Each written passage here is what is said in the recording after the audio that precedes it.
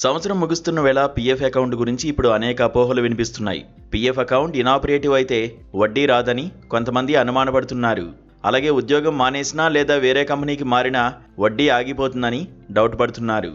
Private సంస్థల్లో పనిచేసే ప్రతి ఒక్క ఉద్యోగికి పీఎఫ్ అకౌంట్ అనేది ఉంటుంది. ఇటీవల కేంద్రం తీసుకొచ్చిన కొత్త లేబర్ కోడ్ల ప్రకారం ఏ రంగంలో పనిచేసే ఉద్యోగికైనా పీఎఫ్ అకౌంట్ తప్పనిసరి చేసింది. గిగ్ కార్మికులకు కూడా ఆర్థిక భరోసా కల్పించేందుకు ఈ సదుపాయం కల్పించాలని సూచించింది. ఇక పీఎఫ్ అకౌంట్స్ ఉన్న వారికి చాలా బెనిఫిట్స్ ఉన్నాయి. పీఎఫ్ అకౌంట్లోని బ్యాలెన్స్ నిల్వలపై కేంద్ర ప్రభుత్వం వడ్డీ ప్రకటిస్తూ ఉంటుంది. ప్రతి ఏడాది వడ్డీ రేట్లు మారుతూ ఉంటాయి. దాదాపు 9% వరకు బ్యాలెన్స్ మొత్తంపై వడ్డీ ఇస్తూ ఉంటుంది. అయితే ఉద్యోగం మానేసినా లేదా మారినా పీఎఫ్ వడ్డీ ఆగిపోతుందా అనే అనుమానం చాలా మందికి ఉంటుంది.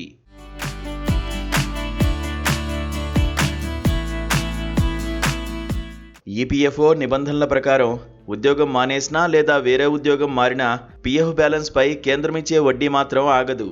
మీ పీఎఫ్ బ్యాలెన్స్ ఎంత ఉంటే అంత మొత్తంపై యథావిధిగా వడ్డీ జమ అవుతూ ఉంటుంది. మీరు పీఎఫ్ బ్యాలెన్స్ మొత్తం విత్డ్రా చేసుకునే వరకు వడ్డీ కొనసాగుతూ ఉంటుంది.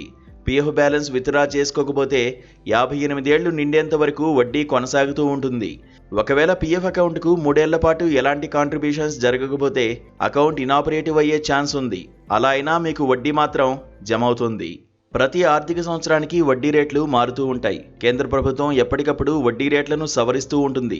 2024-25 ఆర్థిక సంవత్సరానికి 8.25% వడ్డీని నిర్ణయించింది. ఇక 2025-26 సంవత్సరానికి ఇంకా వడ్డీ రేట్లు ప్రకటించలేదు. ఫిబ్రవరిలో కేంద్రం ప్రకటించే అవకాశం ఉందని తెలుస్తోంది. ఈసారి వడ్డీ రేటును పెంచే ఛాన్స్ ఉందని వార్తలు వినిపిస్తున్నాయి. ఇదే జరిగితే పీఎఫ్ అకౌంట్ ఉన్న వారికి శుభపరిణామంగా చెప్పవచ్చు.